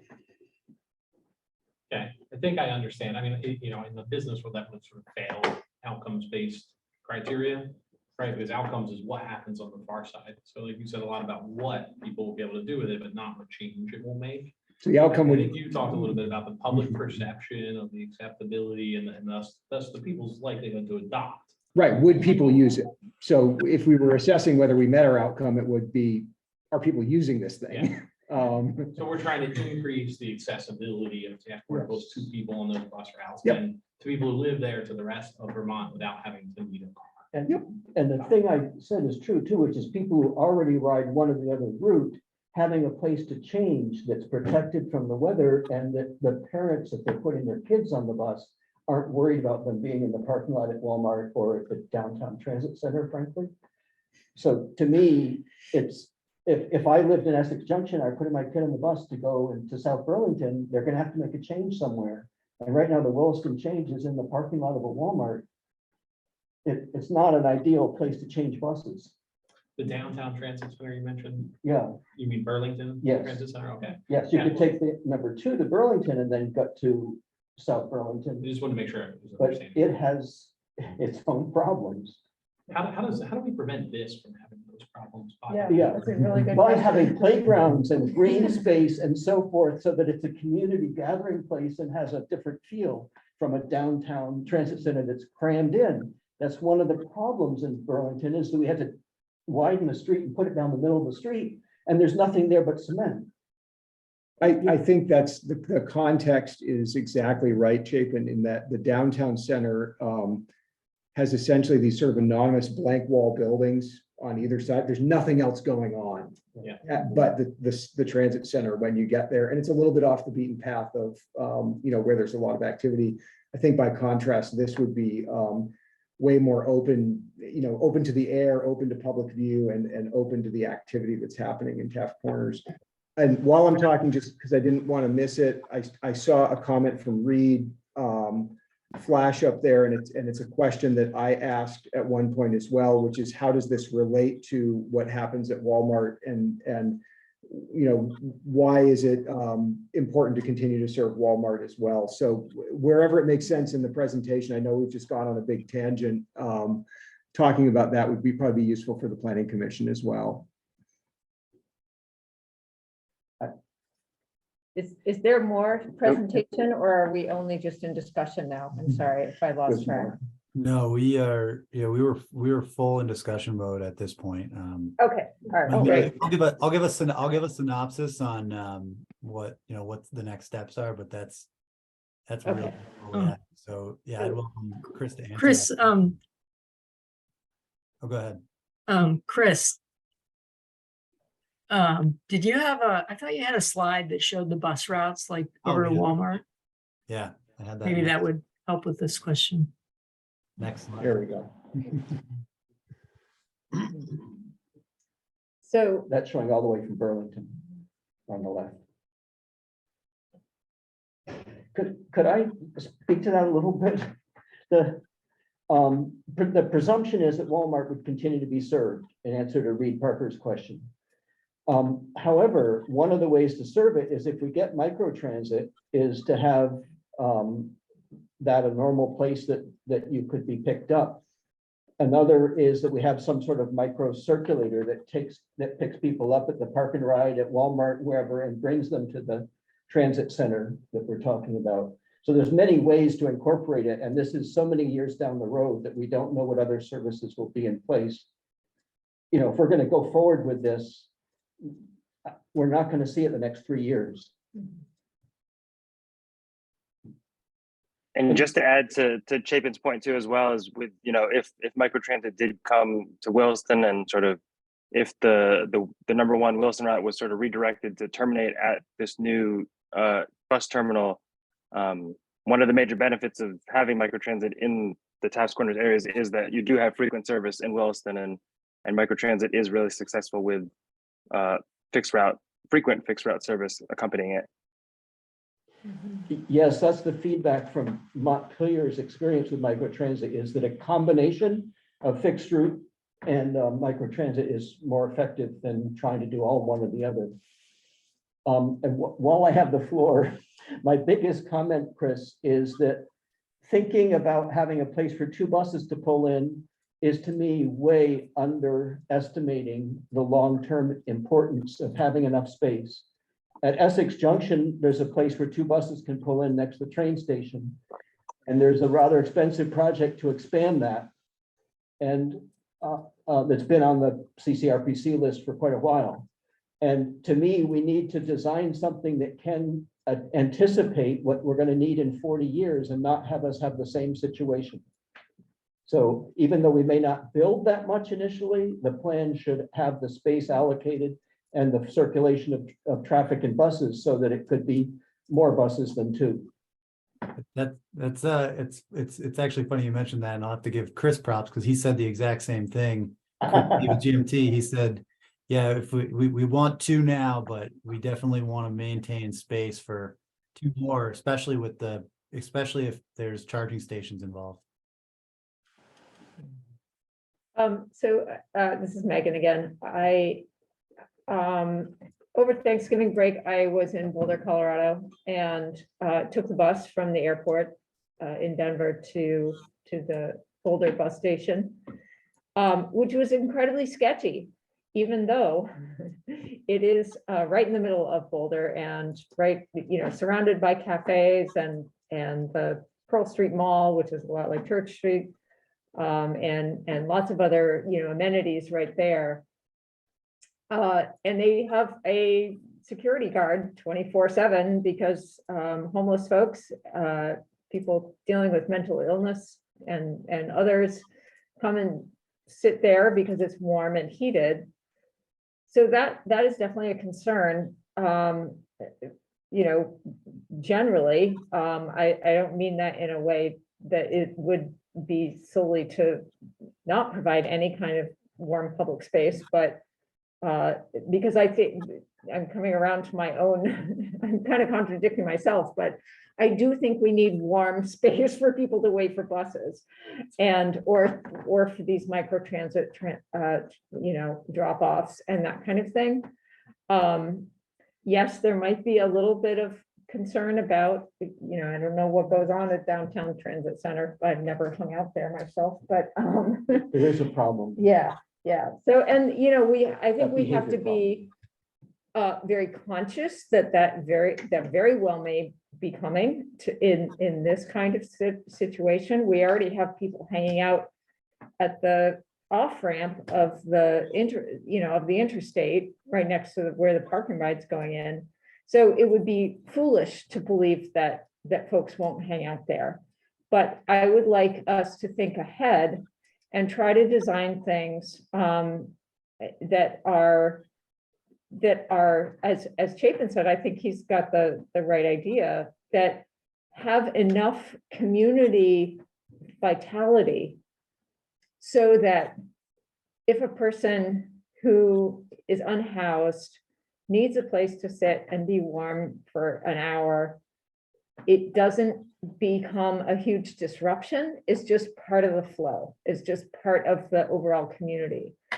And so I don't know what we can do in that regard. And I realize that it might not be really interesting to you as a facilities engineer, maybe beyond your purview, but I just kind of want to throw that out to the group, that we'd be thinking about that this is, if we, to the extent that we have community space here, it very well may be serving folks who don't have a lot of other places to go. And if we think ahead about that, maybe we can do some things differently to make it feel safe and make it welcoming to everyone. In terms of supporting structures, in addition to social ones, there could be space for a police station satellite place, or at least a place for the police to recharge their electric police cruisers. Yeah, I guess I wasn't really thinking of police, but. No, I was just saying, I said playground, and I think everything from a playground to a police station are appropriate things to surround a transit center to make it part of the positive living environment. It's not a huge property though. I mean, right. Police stations, playgrounds, you're gonna run out of space real quick. This thing's wedged between a really ugly stormwater pond and an empty restaurant. Oh, it's a beautiful storm. It's the most beautiful stormwater pond in the state. Entire Taft Corners area. Yeah. Need to meet that civil engineer. That was some really good input, Megan, and not something we have totally considered to this point. We were thinking more, we're totally focused on the logistics of the transit, but yeah, the community aspect of it is something that's always, it's important to me, and I think it's something that we want to at least come out somehow in our conceptual design and in our report that we're going to, in our feasibility report, we're going to generate for this project. Thank you. So, Chris, I think it could be in the plan to consider purchasing additional land from Maple Tree Place to fill out some of that space a little more if needed, or make a contingency plan to have an option to buy. I also think the Shaw's parking lot is much bigger than they need, and they store snow on it in the winter, and so it might be possible to rent spaces from Shaw's for people who want to park and take the bus, for that commuter parking. You were inside Chris's head earlier. Now you're inside Matt's head.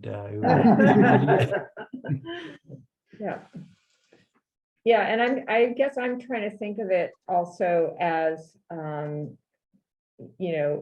imagining a busy parent who lives in Taft Corners, say lives in Finney Crossing, right? And they put their kid on the school bus in the morning and walk over to the transit center and hop on the bus to their job in wherever, South Burlington. And then on the way home, they stop in at Shaw's and get something for dinner. And then they, walk home, they meet their kid off the bus or whatever it is. And trying to think through like local residents' typical day or the things that they need to connect, and the different kinds of kind of errands or tasks that they need. We've got immense resources already in Taft Corners, both residential and commercial. And so this would be so fantastic to kind of stitch things together. So I'm really excited that this is moving forward quickly, at least the scoping piece of this, or scoping is the wrong word, but this stage, whatever it is. But I definitely want, I love to hear what kind of like community outreach or input you're going to be seeking, because I'm afraid all the public left tonight. And it's just us. Can I give another one? Yeah, absolutely. So I don't know, Chris, if you've seen, or is that, I know Chris has from GMT, but whoever is speaking, is this Chris too? Yeah. We'll go Chris G and Chris D. Okay, so Chris G, I don't know if you've seen this rest stop building at Berlin exit of the interstate, or the one at White River Junction. Basically, the state has gone into this idea of doing private-public partnerships and having people being able to sell things in the facility where many people are just stopping to use the restroom. And they put artwork outside and they put places to walk around and let your dog poop or whatever. And they have tried to create an environment that's the old rest stops that just had a place to park really were kind of rotten compared to what they're doing with these. And it's the addition of the other facilities, including food. And so I have in my mind, if you took that facility in Berlin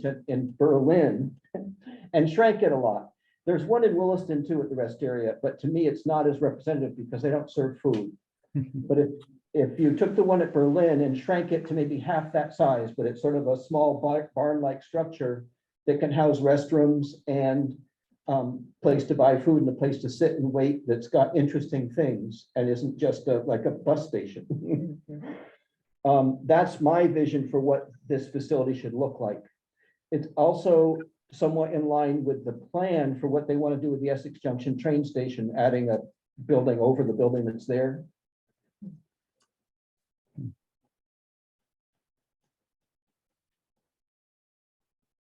That's really good input. Yeah, and I'm familiar with those buildings you're talking about. And you know, it's good to get this input because yeah, the scope, like we're going from our scope, which was a glass shelter.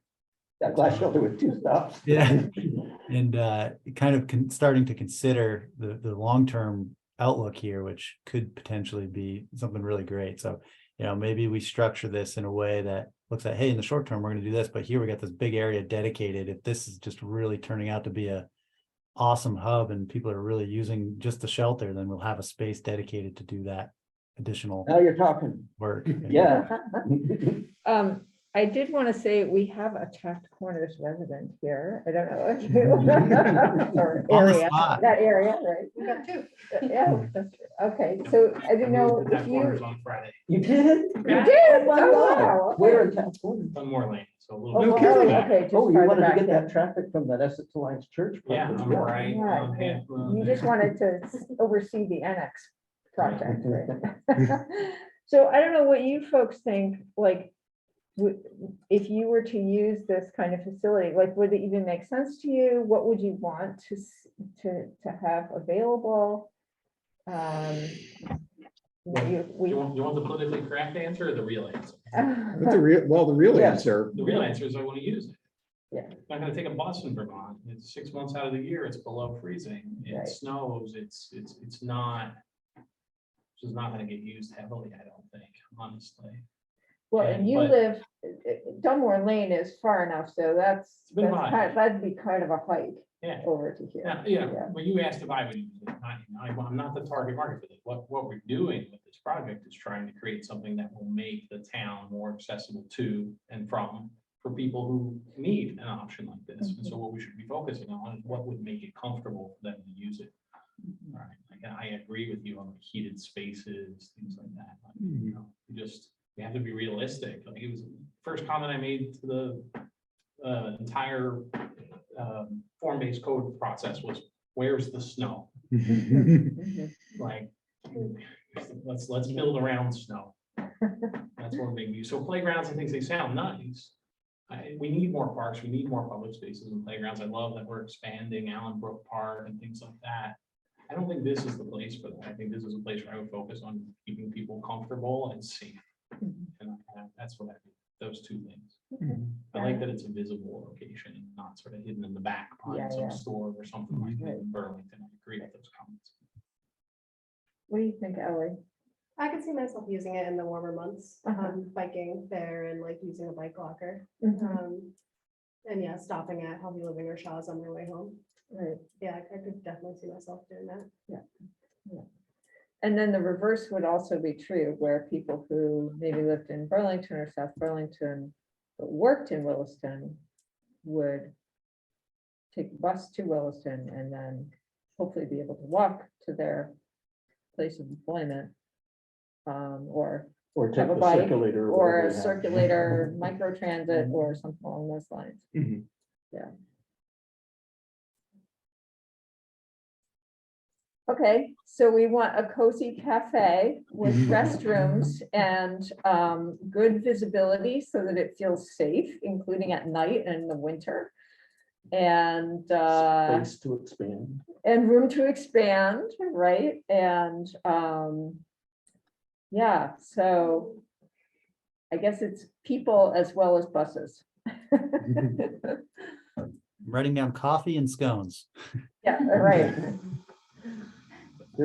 There is a Starbucks right near there, right? Or is it?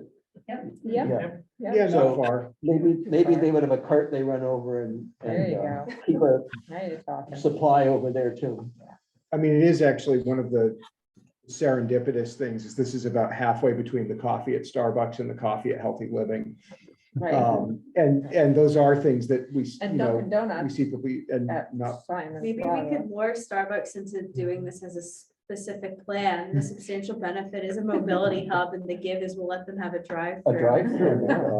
Angle the drive-through. No drive-through in Do Taft. you guys want to Corners. do another specific plan? Oh my gosh. They're not allowed in Taft Corners district. Oh, that's right. that's Yeah, we right. deleted it from there. Well, that answers that question. Yeah, I think especially, you know, at the stage that this work is at, literally thinking about what can physically fit there and how can that be planned for and how can it be phased. I think the need for this facility is different today than it might be in 10 or 20 years. Especially if some of the town's goals around the creation of, you know, denser housing in proximity to this are achieved. And, you know, that, And if the state's goals of fewer vehicle trips are achieved. well, right. And, you know, sometimes I think, what happens here may in part be either enhanced or not enhanced by what happens with land use policies in neighboring communities. So, you know, Burlington is headed down the track of, you know, building less and less parking. You know, if you work at UVM right now, you have Yeah. some motivation to not, you know, bring your car with you. yeah, absolutely. If you work at the hospital, same thing. If you work downtown, I went to talk to a UVM class and I asked the instructor, yeah, where do I park when I come down? He says, oh, they don't even give me anything. He's like, here's your hunting license to, you know, go find parking. And, you know, I thought about it for a second. I thought, yeah, I'll still probably be okay driving at that time of day. But if I was making that a regular trip, you know, I think we're thinking a little bit about the long-term land use changes and what might show up there. And, you know, as we have on the map there, it is kind of a funky shaped parcel. It's not tiny, but I know part of this study and in working with GMT is to really look at how does this thing lay out, you know, to bring a bus onto it or to bring multiple buses onto it and to maneuver them. And what do you have left for space for other amenities once you do that? And we're lucky because we have signaled intersections at both exits onto state routes. We just have that one corner behind Shaw's that's not to a bus spec at this point.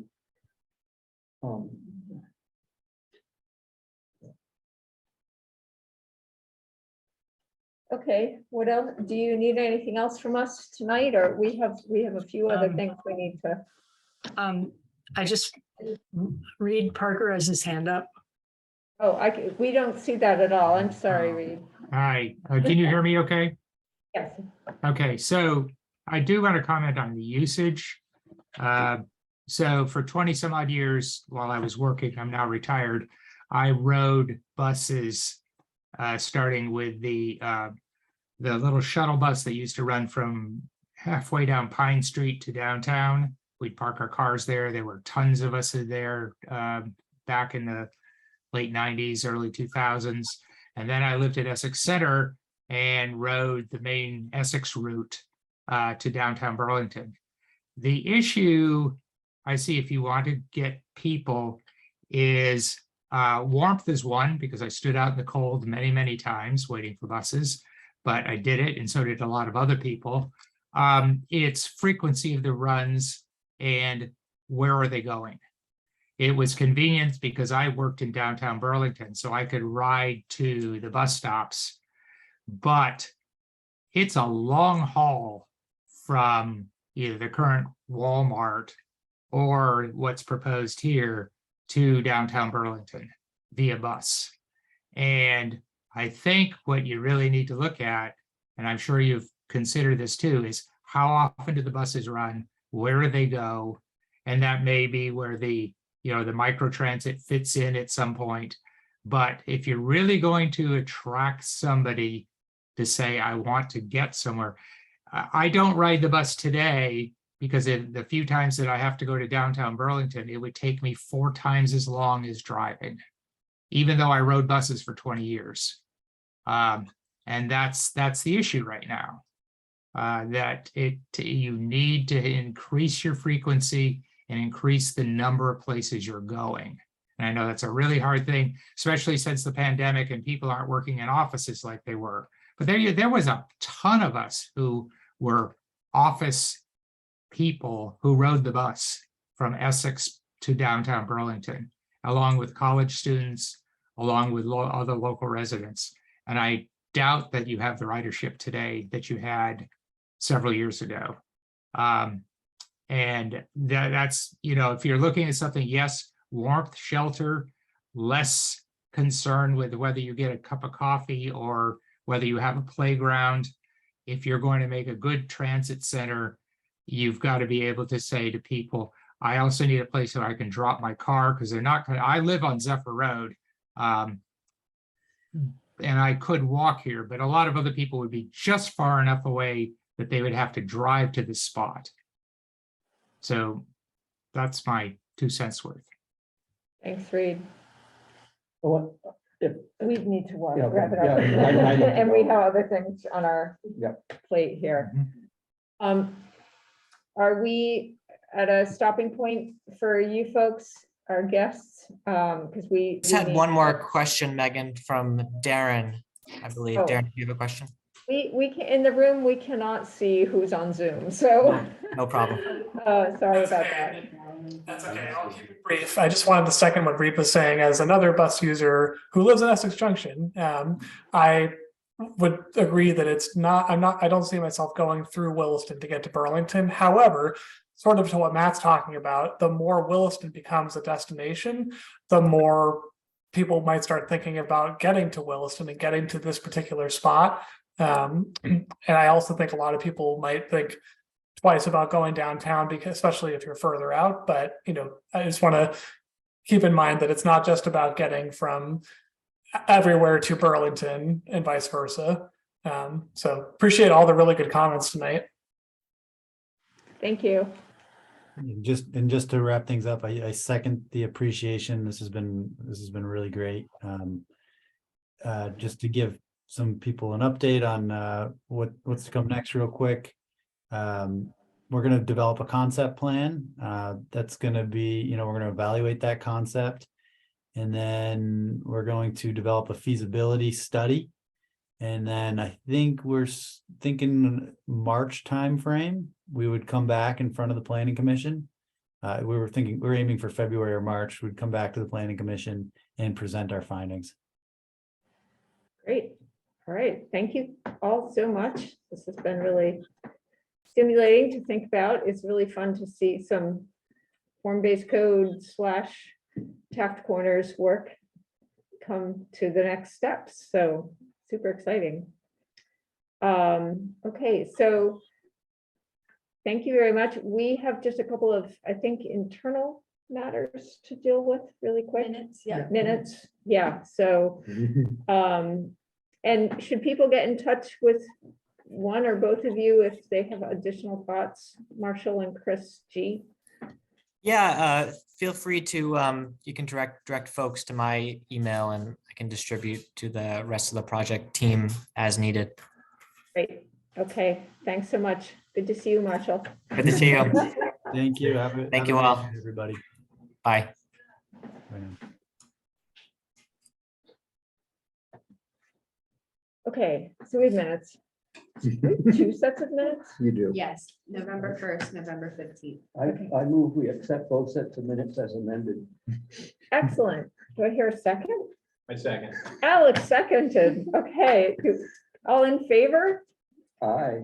Aye. Aye. And I did, Aye. I had feedback. I did that because I could see people had made Yeah, updates. and I think a lot of us went in and Yeah. made changes and updates and so forth. So great. Okay, minutes approved.